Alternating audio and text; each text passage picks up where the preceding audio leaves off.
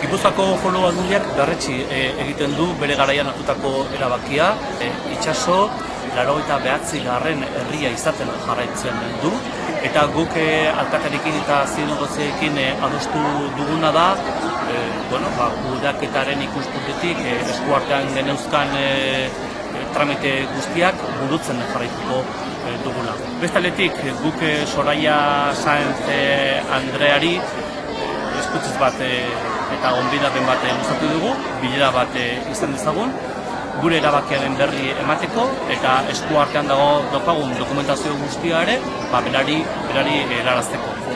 Eta bestaldetik ere neko genuke Espainiako gobernuari ere ondo adierazi horrelako erasorik ez ditugula onartuko, eta hemendik aurrera ere bide batzuk jorratu beharko ditugula, komunikazioko bide berri batzuk horrelakoak ez gertatzeko.